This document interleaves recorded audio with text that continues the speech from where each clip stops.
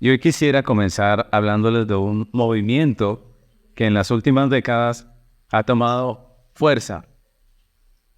Y es el movimiento de la deconstrucción. No sé si han escuchado la palabra deconstrucción. Deconstrucción es una manera de poner en duda las cosas, ¿no? Poner en duda, cuestionar todo.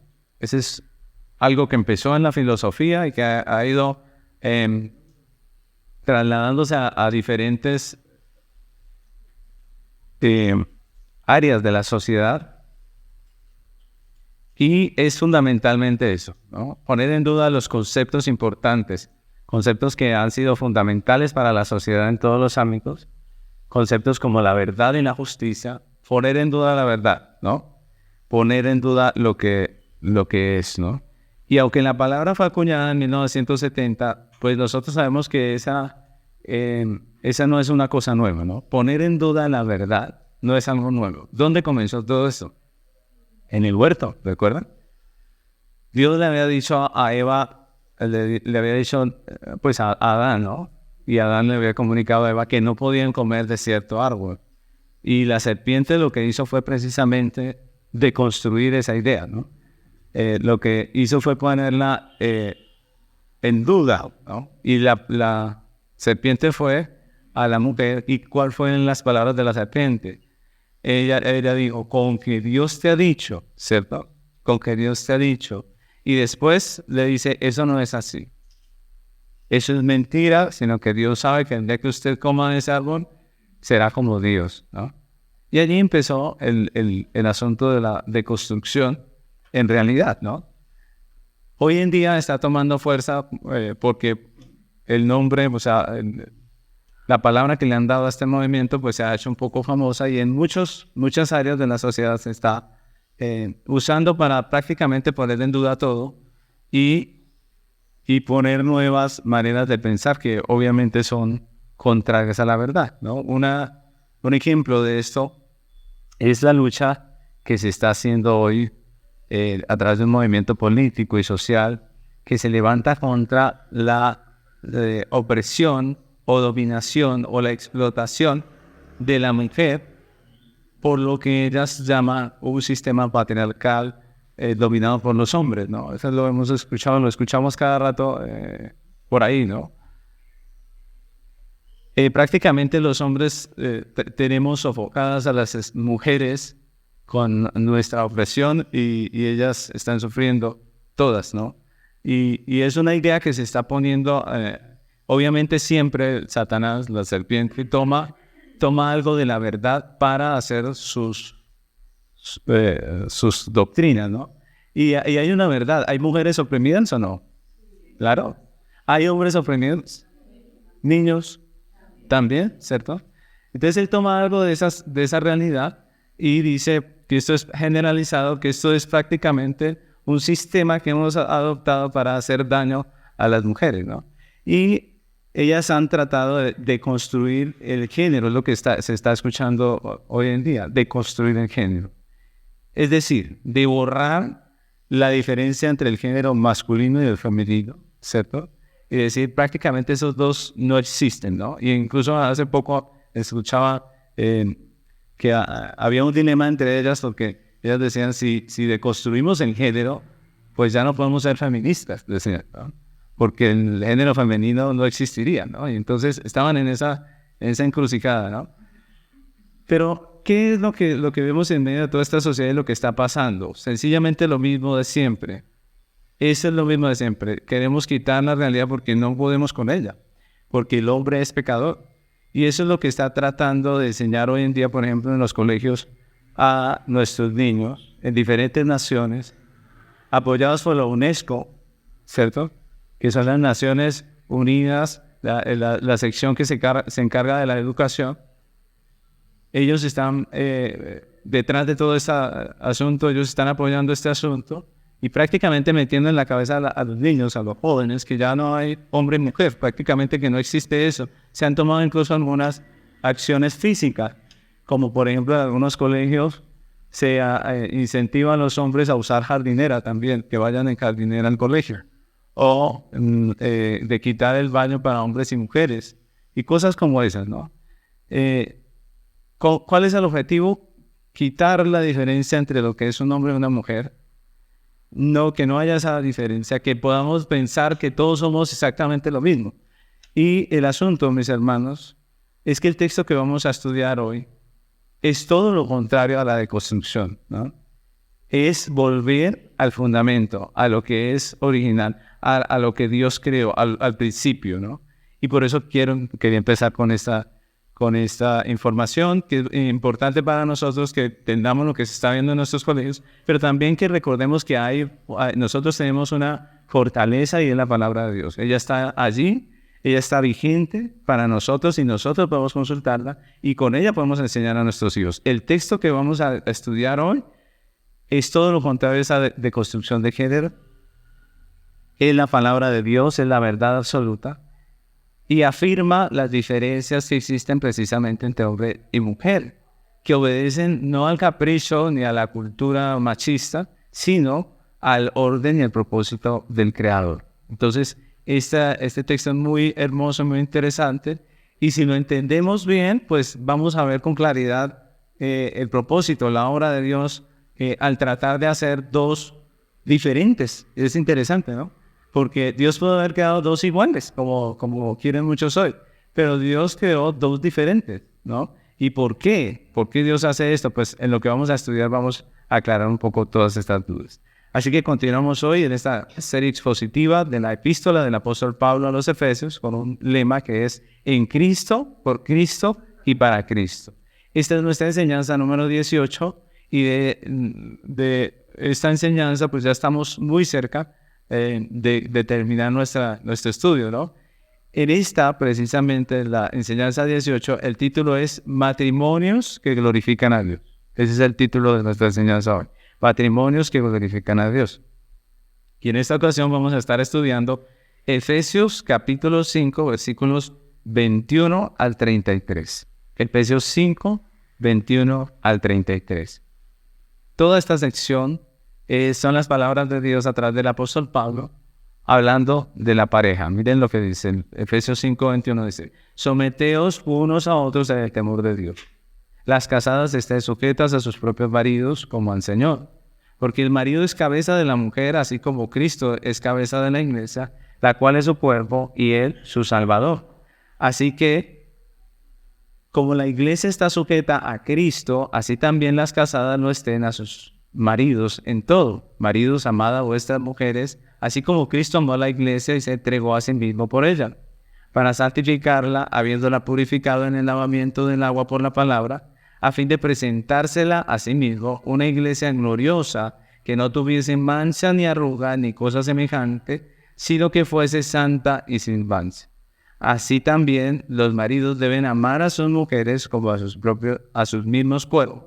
El que ama a su mujer a sí mismo se ama, porque nadie aborreció jamás a su propia carne, sino que la sustenta y la cuida, como también Cristo a la iglesia, porque somos miembros de su cuerpo y de su carne y de sus huesos.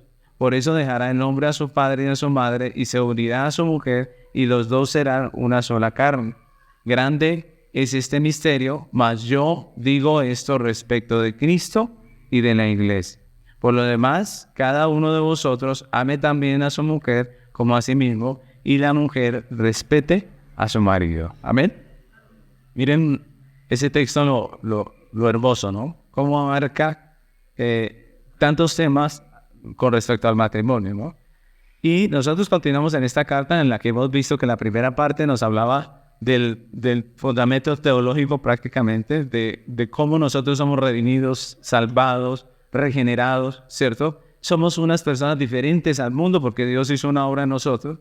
Y ya estamos en la segunda parte, que es la parte práctica, donde Pablo dice, bueno, ustedes que son creyentes, que son redimidos, que han sido limpiados por la sangre de Cristo, que tienen todo lo que ya nos mostró, pues ustedes también tienen unas responsabilidades. Y dijimos que hay 12 responsabilidades en esta carta. Ya hemos visto 7 y vamos por la octava, que es la responsabilidad de construir matrimonios que glorifiquen a Dios. La iglesia tiene la responsabilidad de construir matrimonios que glorifiquen a Dios. Esa es nuestra responsabilidad. Miren lo interesante. Esa es nuestra responsabilidad. Por eso Pablo habla de esta manera y da órdenes, ¿no? Ahora, en este punto de la carta, Pablo entra a tocar el tema de las relaciones, tanto familiares como laborales, entre los cristianos, ¿no? Y en estos versículos que acabamos de leer, el apóstol se enfoca en la relación matrimonial. Ese es el enfoque en estos versículos.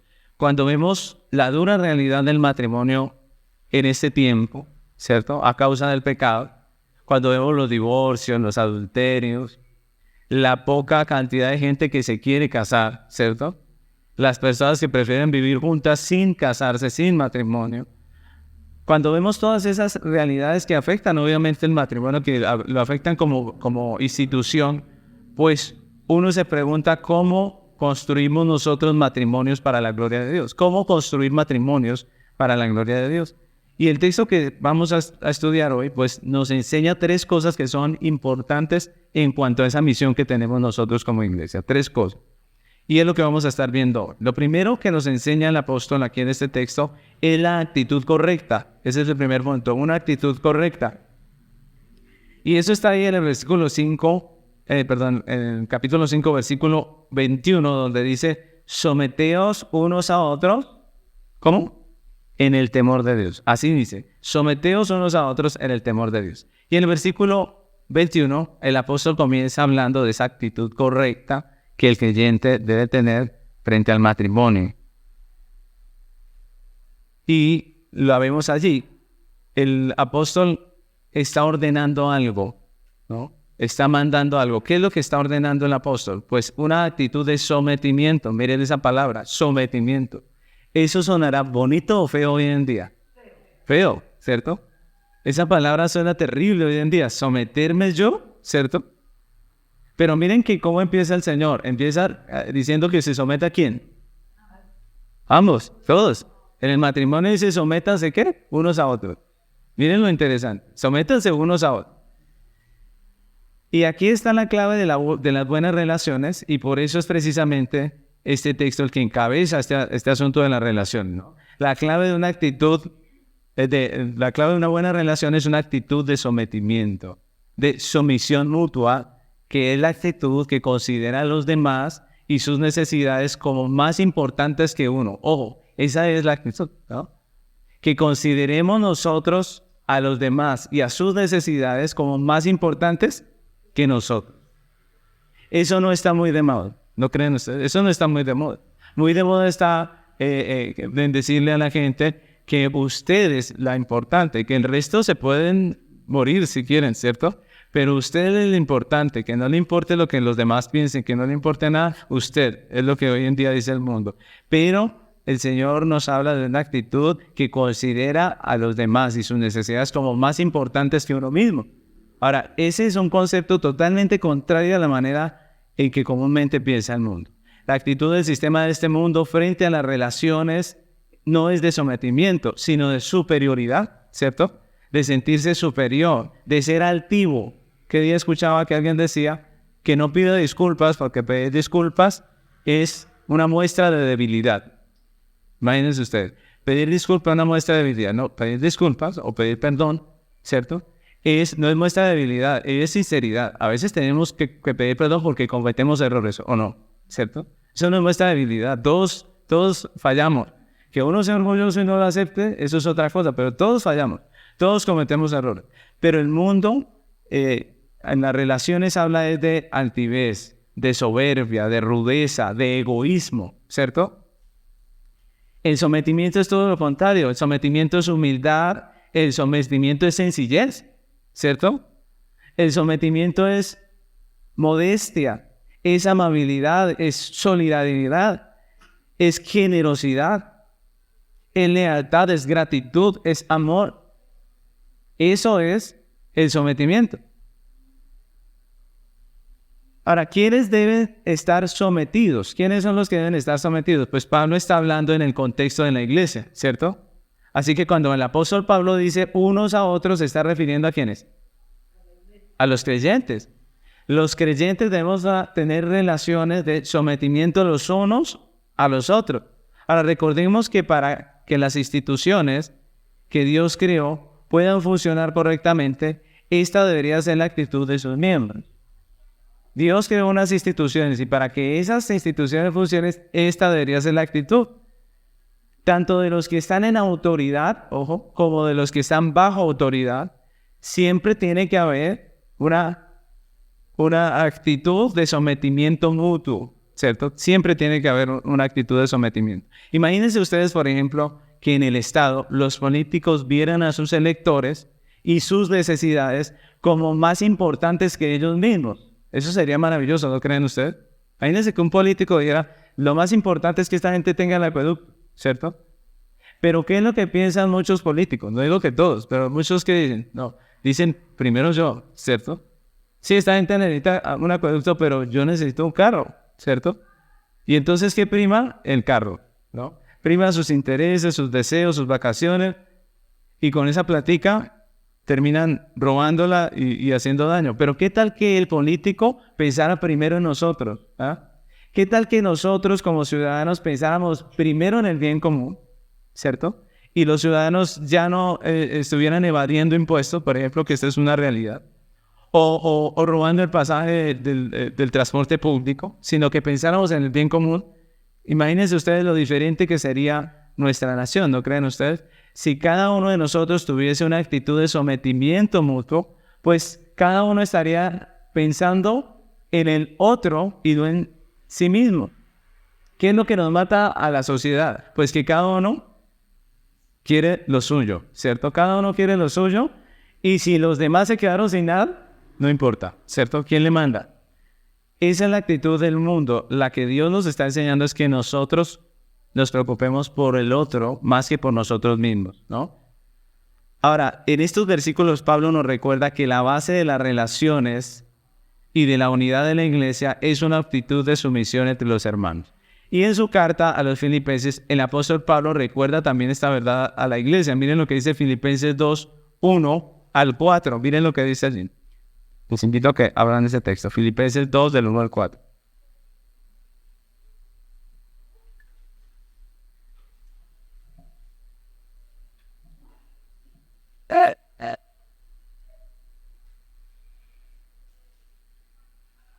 Miren lo que le manda el apóstol Pablo a esta iglesia. Dice, por tanto, si hay alguna consolación en Cristo, si algún consuelo de amor, si alguna comunión del Espíritu, si algún afecto entrañable, si alguna misericordia, completad mi gozo, ¿cómo? Sintiendo lo mismo, teniendo el mismo amor, unánimes, sintiendo una misma cosa. Nada hagáis por contienda o vanagloria, antes bien con humildad, estimando cada uno a los demás como superiores a él mismo, no mirando cada uno por lo suyo propio, sino cada cual también por lo de otros. ¿No les parece que es una actitud difícil? Que usted se levante en el día pensando en la otra persona y no en usted, ¿cierto? Que usted se mueva, haga sus labores, sus negocios, sus planes, pensando en el otro y no en sí mismo. Eso es totalmente revolucionario para el egoísmo terrible que hay en nuestro corazón. Nosotros no somos así tan fácilmente, ni siquiera los cristianos. Pero es el llamado de Dios para nosotros. Una buena relación funciona así. Esa es una actitud sumisa mutuamente, ¿no? Pero esa actitud, para que sea real y sólida, pues debe estar basada en un cimiento firme, ¿no? Y el apóstol nos dice que ese cimiento en el que está basada esa actitud de sumisión mutua es el temor de Dios. No es una sumisión por miedo al hombre. Miren lo interesante. ¿Se ven que no es una sumisión por miedo al hombre? O por amenazas de una institución, ¿no? O por temor a lo que el otro me pueda hacer. No, la sujeción de la que nos habla aquí el apóstol es el temor a Dios. El temor a Dios es el respeto, la reverencia hacia Dios por lo que Él es. Y Dios es soberano, Dios es todopoderoso, Dios es santo, Dios es justo, es verdadero, es inmutable. Él es el juez de toda la tierra, ¿no? Temer a Dios es reconocer eso y respetarlo por lo que Él es. Y es ese temor a Dios el que debe llevarnos a tener unas relaciones de sumisión mutua. El temor a Dios se manifiesta no solamente en palabras, en las canciones que cantamos, sino también en la obediencia, en amor, en sometimiento a su voluntad. Si Él es el Rey, si Él es el Señor y el Dueño, pues nosotros nos sometemos. En sometimiento a su diseño, a su orden. Y es ese temor basado en el conocimiento de Dios la razón para una verdadera actitud de sumisión o de sometimiento mutuo. En todas las instituciones Dios establece un orden, de tal manera que las relaciones se dan en dos sentidos. ¿Cuáles sentidos? El de la autoridad, donde la persona que está puesta en autoridad dirige a las otras, a los que están bajo su autoridad, ¿no?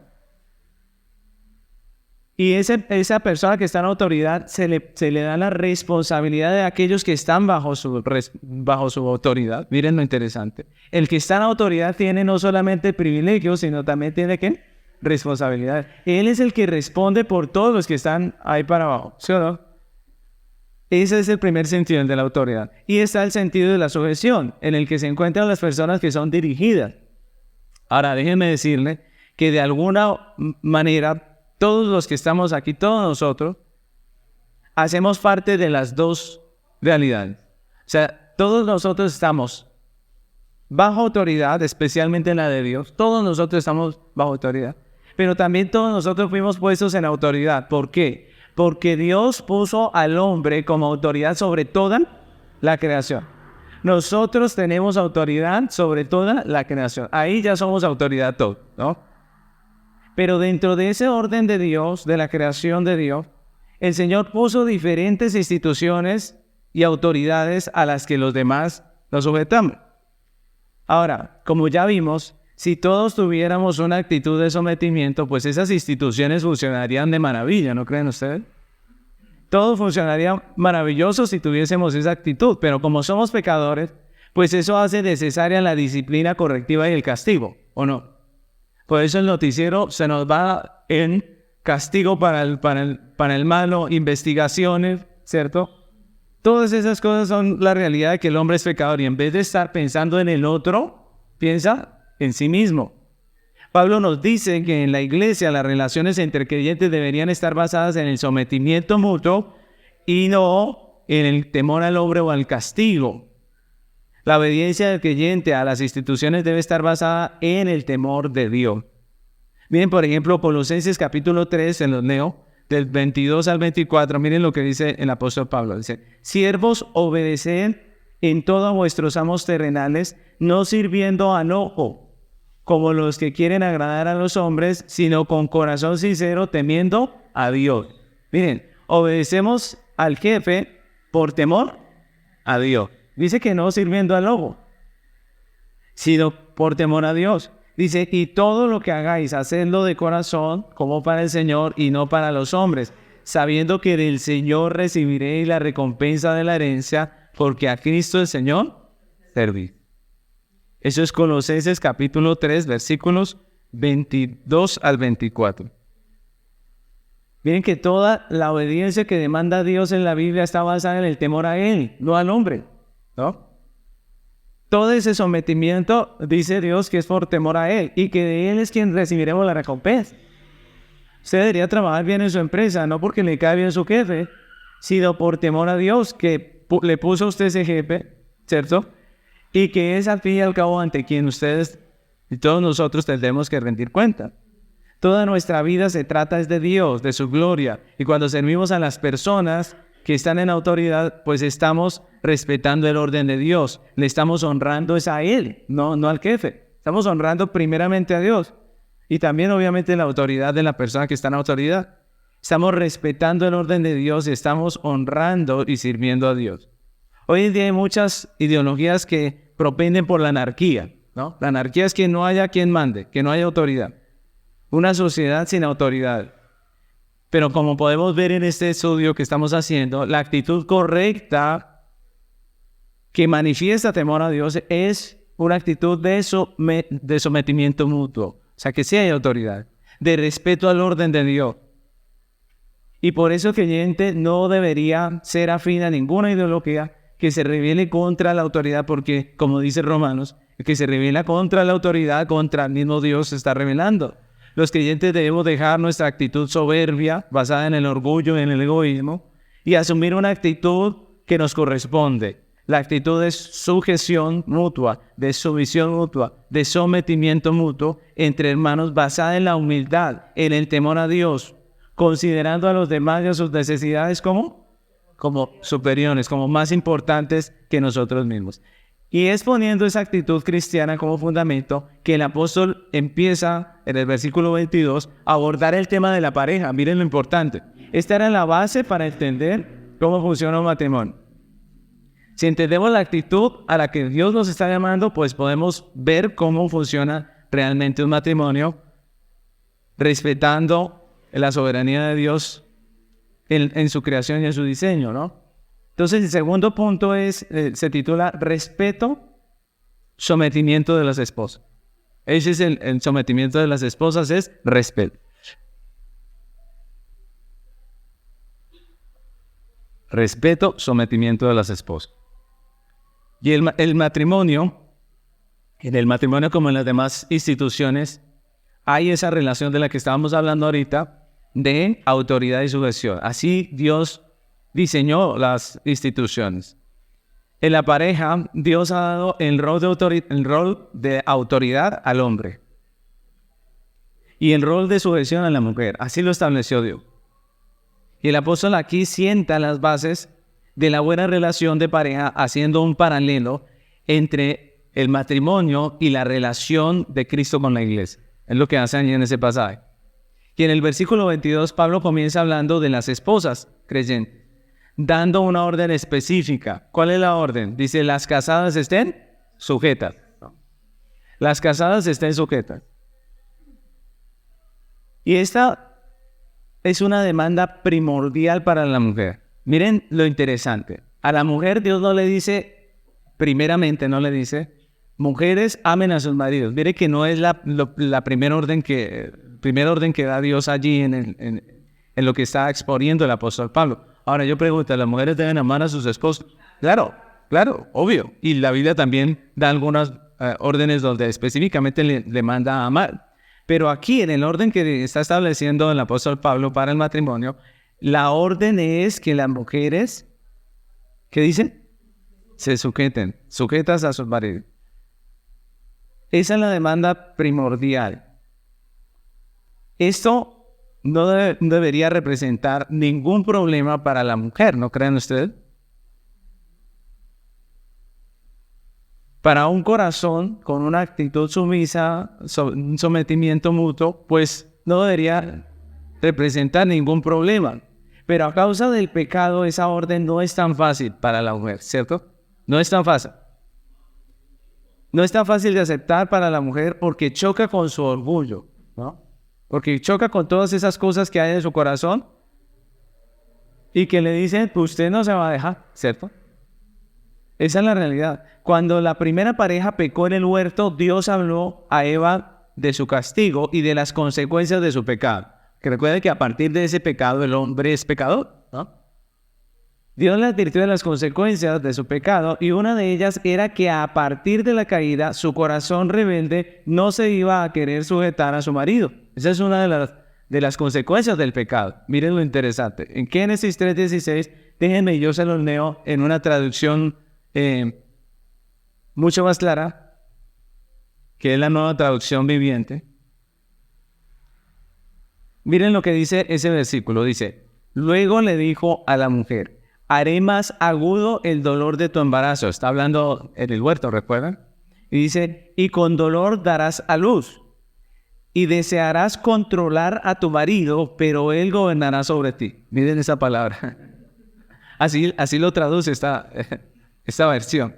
Dice, y desearás controlar a tu marido, pero él gobernará sobre ti. ¿Esas son consecuencias de qué? De la caída, ¿cierto? Mírenlo, porque es que nosotros entendemos lo que pasa en la sociedad cuando leemos la Biblia, ¿cierto? Esto no es nada nuevo, esto del feminismo y todas estas cosas, esto tiene su base en la antigüedad, en lo que pasó al principio.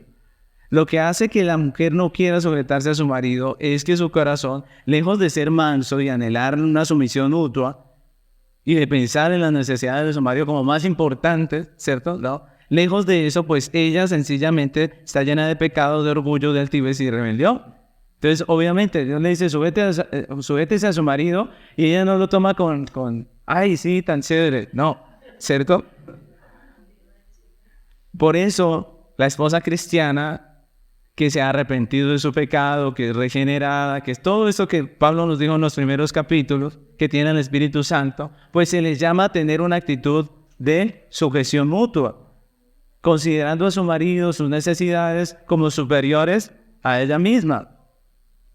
Y debemos destacar que el apóstol especifica aquí, eso es muy importante, que esa sumisión debe ser a su propio marido, dice Pablo, ¿cierto?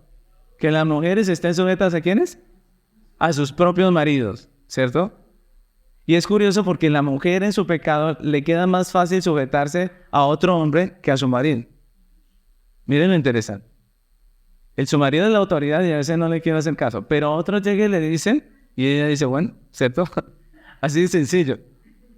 Por ejemplo, a estos movimientos feministas les parece que es opresión que un esposo le dé órdenes a su mujer. Eso es opresión. Hoy en día eso es visto como opresión. Incluso un hombre que manifieste a su mujer que no le gusta la manera en que se está vistiendo su ropa, hoy en día se le puede acusar de violencia psicológica, ¿sí o no? Se le puede acusar de violencia psicológica. Porque eso supuestamente daña su autoestima y entorpece el desarrollo de su libre personalidad. Es lo que hoy en día enseñan. Pero ese mismo feminismo no dice nada, no tiene problema de que esta mujer vaya a trabajar a una empresa para un hombre diferente a su esposo, ¿cierto? Un hombre que la tiene controlada durante 8 horas. La tiene controlada, ¿cierto? No la deja salir de su empresa. Y que le impone un uniforme específico que no le preguntó si iba de acuerdo a su gusto, a su personalidad, ¿cierto? Sino que se lo imponen. A veces muy feo, ¿cierto? A veces es un traje de trabajo, ¿cierto? A veces muy bonito, ¿cierto? Pero no hay problema que el jefe les ponga una ropa, les imponga una ropa que ellos no quieren.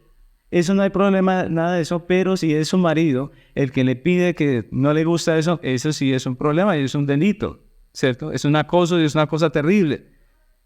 Miren lo interesante, ¿no? Si ustedes se dan cuenta, es lo mismo. Es el mismo asunto. Si una mujer se sujeta a su marido, es opresión hoy en día. Si se sujeta a su marido, es opresión. Si se sujeta al jefe, es estar libre. ¿Cierto? Ahí está libre. Lo malo es que sea al marido. Si lo ordena el esposo, es malo. Ojo, es malo. Es maltrato psicológico. Si se lo impone el jefe, es bueno. Y se aguanta. Porque si no se aguanta, ¿qué pasa? La echa, ¿cierto? Miren lo interesante. Eso se llama incoherencia. Eso se llama incoherencia. Si pelean por una cosa, deberían pelear por la otra, ¿no creen? ¿Cierto? El problema no es el libre desarrollo de la personalidad de la mujer. El problema es lo que dice Dios en Génesis capítulo 3, versículo 16. Ese es el problema. Y muchas mujeres simplemente aceptan esas ideologías sin darse cuenta que mucho de eso es un cuento chino. Es algo que no tiene sentido, que no tiene razón. Pero el apóstol no se queda en la orden. Él nos da también la razón. En el versículo 23 dice, porque el marido es cabeza de la mujer, así como Cristo es cabeza de la iglesia, la cual es su cuerpo, y él, su Salvador. La razón es el orden que Dios impuso en la creación. Dios creó primero al hombre, no por casualidad, no porque se había olvidado de crear a la mujer, sino por propósito. Y luego de la costilla de él saca y hace la mujer. ¿Por qué primero creó al hombre solo? Pues obviamente no fue un descuido porque Dios no es desesperado, Dios no olvida nada, ¿cierto? Tenía un propósito.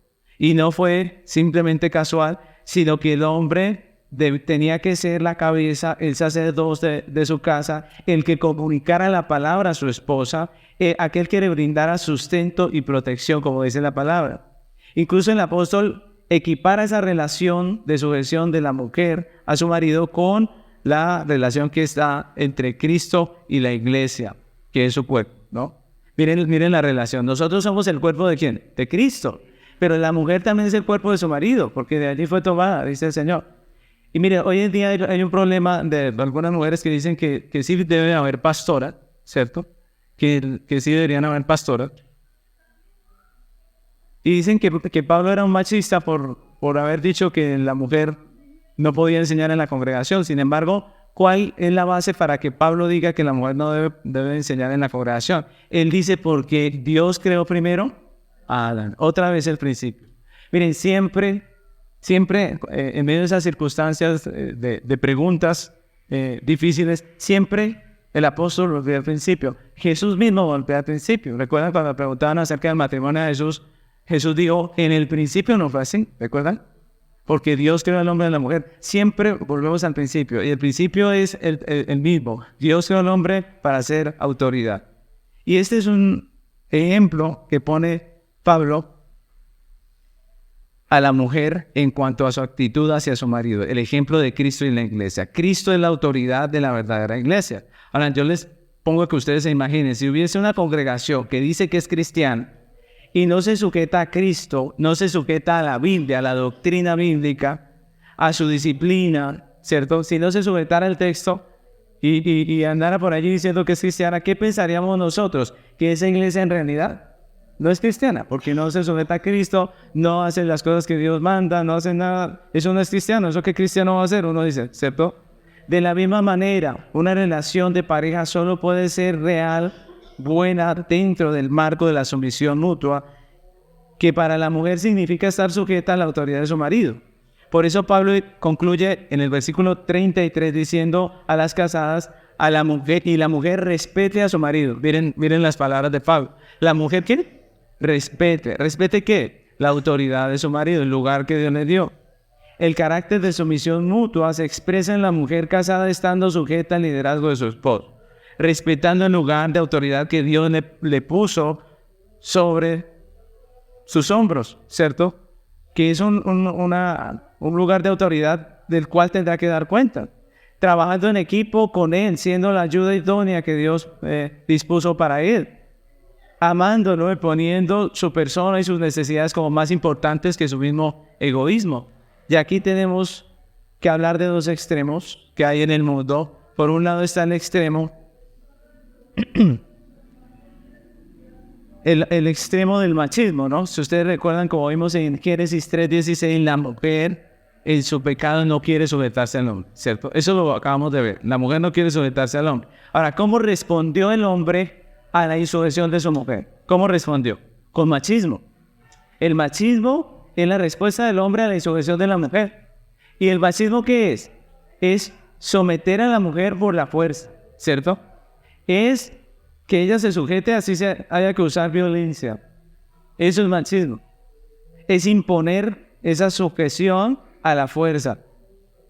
Ahora, eso es pecado. ¿Cómo respondió la mujer? ¿Cómo respondió la mujer al machismo? Con más pecado. ¿Cómo se llama? Feminismo. Feminismo dice, no queremos ninguna autoridad de los hombres. La autoridad del hombre es perversa, es mala. Incluso algunos de estos de la deconstrucción hablan acerca de la eliminación de la masculinidad. O sea, quieren eliminarla de la faz de la tierra. Ese es el asunto. Nosotros somos pecadores. Pecan contra nosotros, respondemos peor, ¿cierto? Y ese otro que recibió nuestra ofensa, ¿cómo responde? Peor. Entonces hoy en día están los dos extremos. La mujer que acepta el machismo está mal. La que se sujeta al varón por violencia está mal. La Biblia no está a favor de eso. Si usted está siendo maltratada, como dice el periodista, no se quede callada. De no sé. Porque es la realidad. Eso no es un juego, ¿cierto? En el futuro podría usted estar muerta por aceptar una relación basada en machismo, ¿cierto? Pero por otro lado también está el extremo del feminismo, que dice yo no me someto a ningún hombre ni nada de eso. Eso es totalmente contrario a lo que dice la fe cristiana.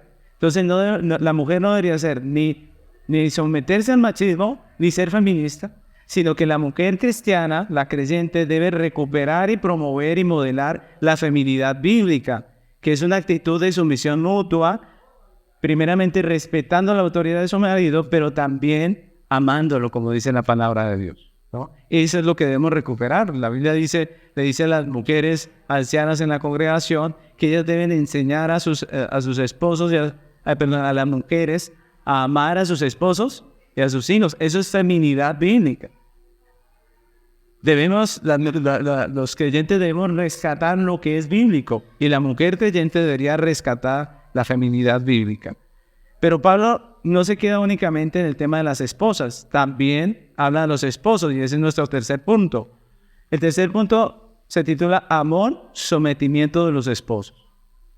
Amor, sometimiento de los esposos.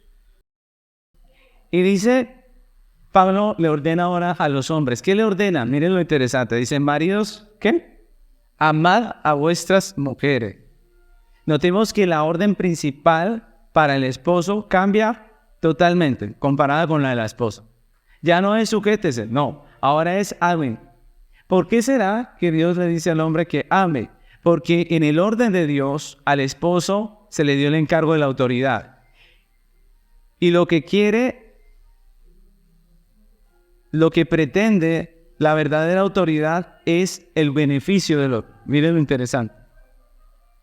Lo que requiere la autoridad verdadera es amor. Lo que requiere la autoridad verdadera es amor. Por eso le dice que ame. Dios dio autoridades no para que sean importantes, no para que sean famosas o millonarias, sino para dirigir, imponer orden, hacer justicia, proteger, ayudar, servir, y todo eso requiere amor. Todo eso requiere amor. Amor por aquellos que están bajo su versión. Si usted está en autoridad, el llamado es amar, ¿no? Ahora, recordemos lo que Pablo dice acerca del amor y comparémoslo con el concepto que hoy en día tiene el mundo de autoridad. Miren lo que dice Pablo en 1 Corintios 13, versículo 4 al 7. 1 Corintios 13, versículos 4 al 7. ¿Lo tenemos? 1 Corintios 13, 4. Miren lo que dice. Dice, el amor es sufrido. Ahora, piensen ustedes. Lo que está diciendo el Señor es que la autoridad debe estar preparada ¿para qué? No para estar bueno, como hoy en día muchos piensan. No, sino para sufrir. Por amor a quienes están bajo autoridad. Dice, el amor es sufrido. Es benigno. El amor no tiene envidia. El amor no es jactancioso, no se envanece. No hay nada más envanecido en esta tierra que el que está en autoridad, ¿no creen? Los que están en autoridad se creen que como que ellos son de otra especie, ¿no? Por eso el dicho que cuando cogen borracho a una autoridad, ¿cómo dicen? Dice, ¿usted no sabe quién soy yo? ¿Cierto? Porque ellos creen que son lo último. Pero en la Biblia dice que el verdadero amor no se envanece. ¿Qué más dice? No hace nada indebido. ¿No busca qué? Lo suyo. Miren que eso es contrario a lo que se ve hoy en día. No busca lo suyo. ¿Qué es lo que buscan muchas autoridades? Pues solamente lo suyo. Dice, no se irrita, no guarda rencor, no se goza de la injusticia, mas se goza de la verdad. Todo lo sufre, todo lo cree, todo lo espera, todo lo soporta. Por la persona que ama, ¿cierto? Notemos cuán diferente es el concepto bíblico de la verdadera autoridad. La verdadera autoridad no es nada en lo que el mundo dice. Jesús percibió que sus discípulos querían la autoridad del mundo, ¿cierto? Cuando él enseñaba y cuando ya iba a morir, él se dio cuenta que como que los discípulos peleaban quién iba a ser el líder, ¿no? Empezaron a pelear, cuando el Señor parta, porque él dice que se va a ir, pues, ¿quién va a estar a la cabeza? ¿Quién va a ser el jefe? ¿Cierto?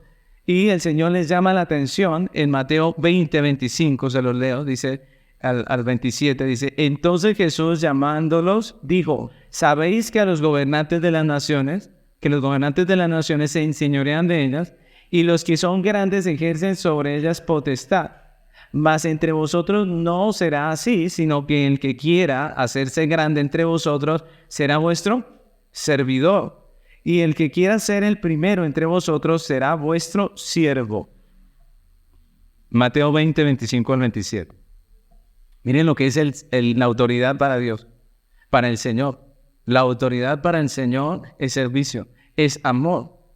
Jesús le enseñó a sus discípulos que la autoridad es sinónimo de servicio y no de soberbia, y él mismo se puso de ejemplo. Miren lo que dice el 28 de ese mismo texto. Dice, como el Hijo del Hombre no vino para ser servido, sino para servir y para dar su vida en rescate por muchos.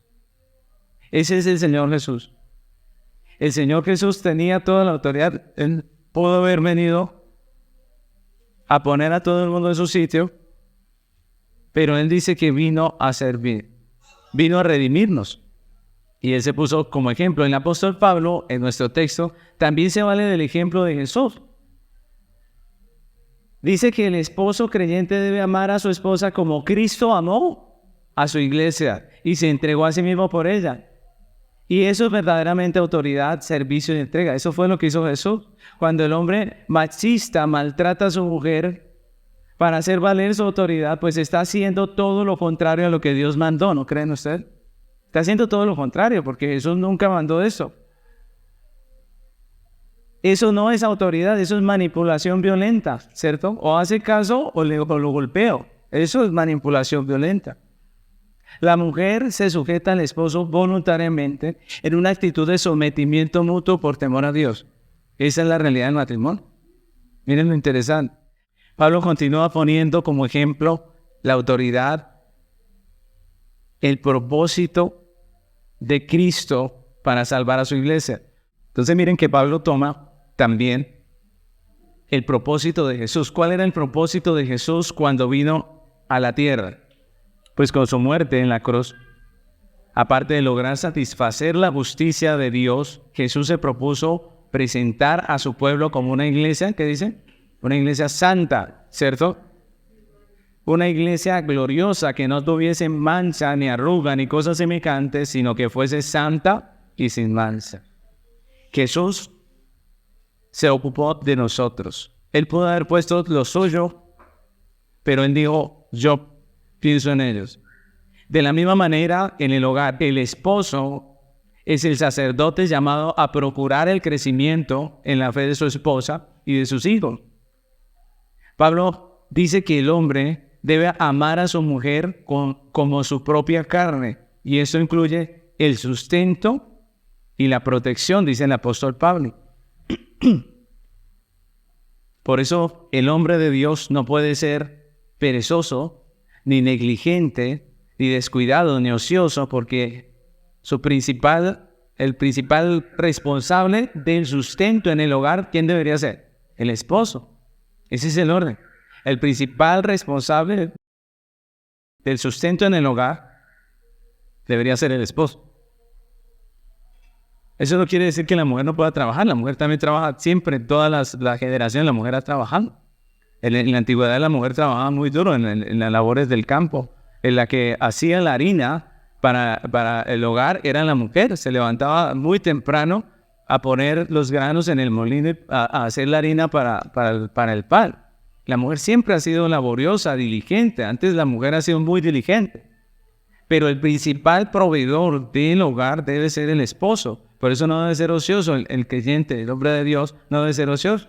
Tampoco debe ser un cobarde o un falto de valor para tomar decisiones, para afrontar problemas, porque él es el protector del hogar, según lo que dice el texto, ¿cierto?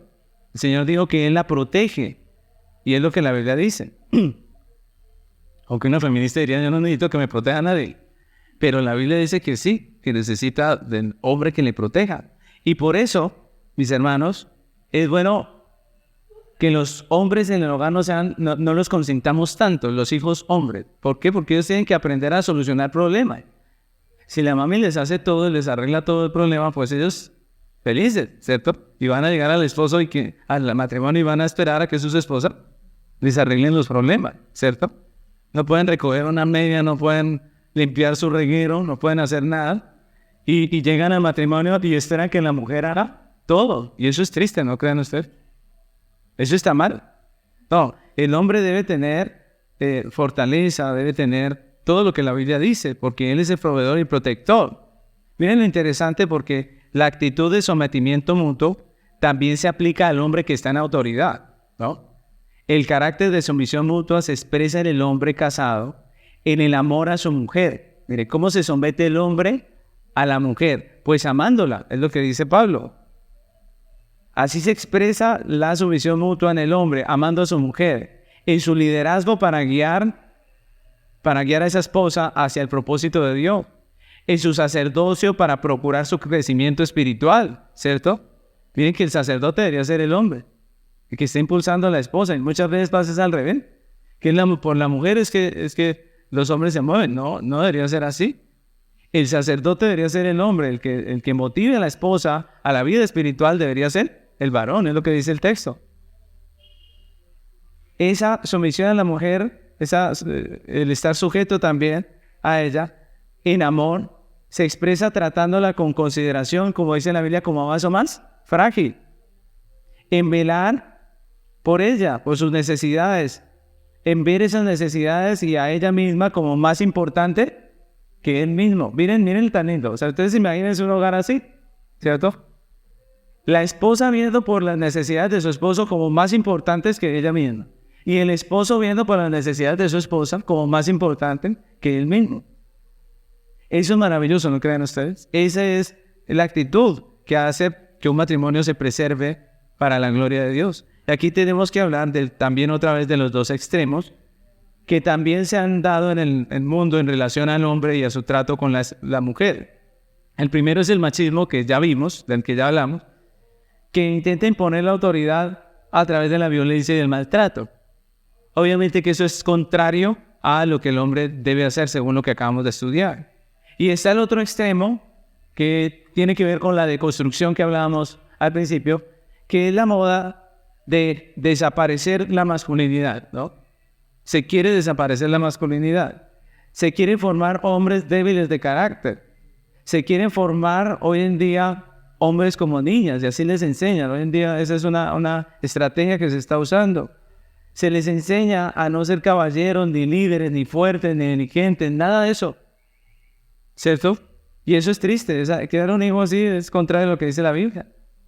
Incluso podemos ver cómo nuestra sociedad ha avanzado hacia esto en las películas y las series, ¿no? Están tratando de quitar el estereotipo del hombre fuerte. Y ahora en las películas la mujer es la fuerte, la que da patadas y mata y acaba con todo el mundo, es una mujer. Y el hombre es aquel que corre detrás, ¿cierto? Y se protege, se resguarda. Y eso lo vemos en todas las series ahora, es eso, meter el chip de que no es así, de que el hombre no es fuerte, de que la mujer no es débil, de todas esas cosas. Eso es parte de lo que hablamos de la deconstrucción. Mis hermanos, en el mundo podrá estar muy de moda, pero nosotros nos debemos a Cristo, a su palabra, a lo que Él dice. Él nos está enseñando la manera correcta. La manera correcta es a través de ese sometimiento mutuo. Pablo nos está enseñando que el esposo cristiano no debe seguir ni el machismo ni la ideología de la deconstrucción masculina, sino la Biblia. Los creyentes deben recuperar y promover y modelar una masculinidad bíblica en una actitud de sumisión mutua, primeramente amando a su esposa y también siendo la autoridad que ella necesita. La mujer necesita una autoridad, en la realidad. Mis hermanos, dejemos la altivez, la soberbia, la rudeza, el egoísmo para los que no tienen a Cristo. Dejemos esa pelea entre hombres y mujeres, esa guerra de sexos para los que no tienen a Cristo, ¿cierto? Nosotros no. Nosotros sabemos que Dios creó al hombre y a la mujer distintos, que le dio diferentes roles, que les puso con diferentes habilidades, que les dio diferentes contextura física, porque tenía un propósito. Los creyentes estamos llamados a tener una actitud de sometimiento mutuo. En la diferencia que Dios nos dio, nos complementamos, ¿cierto? Teniendo una actitud de sometimiento mutuo, de humildad, de sencillez, de modestia, de amabilidad, de solidaridad, de generosidad, de lealtad, de amor, de gratitud. Así debería ser la relación.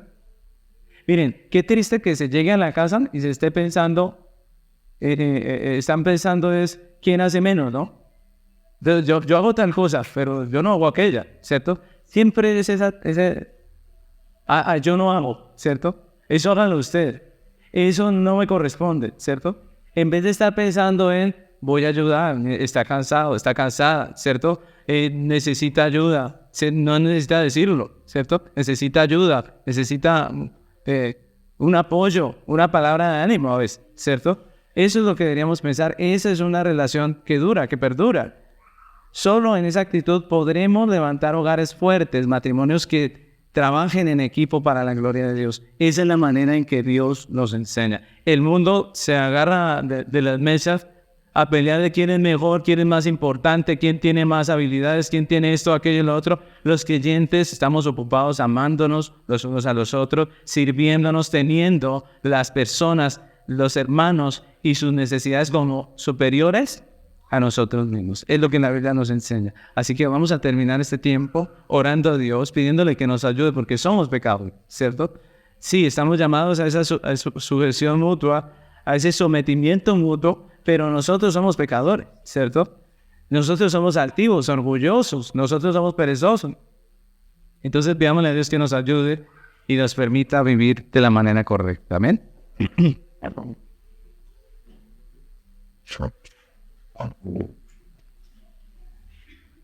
Vamos a orar. Amado Señor, queremos agradecerte tu palabra, Señor, esta preciosa amonestación, este llamado de atención y también, Señor, esta voz de aliento para nosotros como creyentes, donde nos dicen cómo deben ser nuestras relaciones, Padre. Señor, esa palabra, sometimiento mutuo, es una palabra difícil, Señor, para este tiempo lleno de orgullo, de altivez, lleno de todo menos de amor. Señor, esa palabra es muy difícil. Oramos hoy para que nos ayudes. Ayúdanos a tener esa actitud de sometimiento mutuo. Ayúdanos a estimar a nuestros hermanos como superiores a nosotros mismos. Ayúdanos a velar por sus necesidades. Ayúdanos, Señor, a mirar a las personas con amor. Te pedimos, Señor, que bendigas nuestros hogares, nuestras familias y nos ayudes a construir hogares para tu gloria, Señor. Oramos para que ayudes las parejas, Señor, a cada uno a obedecer tu mandato. Tú le has dado un mandato de sujeción a la esposa en amor, de sujeción y de respeto a la autoridad de su esposo. Señor, dale ese corazón que pueda someterse a su esposo. Señor, a los varones también nos has mandado a amar. El amor es la característica principal de la autoridad. Debería ser, Señor, ayúdanos, Señor, que nosotros también pongamos a nuestras esposas como esas personas que necesitan de ese trato bueno, de ese trato excelente de sus esposos. Permítenos verlas a ellas y a sus necesidades como superiores a nosotros mismos. Señor, permítenos tomar el ejemplo de Cristo por la iglesia y ayúdanos, Señor, a poder levantar hogares para tu gloria. Señor, el mundo se desespera en la contienda de sexos, en donde unos se creen superiores que otros, en donde se pelean, se discute acerca de quién es mejor, donde se quiere eliminar el uno al otro, pero tu palabra nos llama a tener amor. Ayúdanos, Señor, a levantar hogares que te teman, que te honren. Señor, que podamos nosotros modelar una masculinidad, los hombres y las mujeres, una feminidad bíblica. Señor, de acuerdo a tu palabra, ayúdanos, Señor. El mundo está lleno de inmoralidad, de perversión, de toda esa deconstrucción que se está levantando en este tiempo. Pero tú, Señor, nos has llamado a volver a tu palabra, a volver a la Biblia al principio. Ayúdanos, Señor. Ponemos delante de ti nuestras vidas y te pedimos, Señor, que nos guíes a todos nosotros, que nos permitan levantar matrimonios para tu gloria. En el nombre de Cristo Jesús. Amén.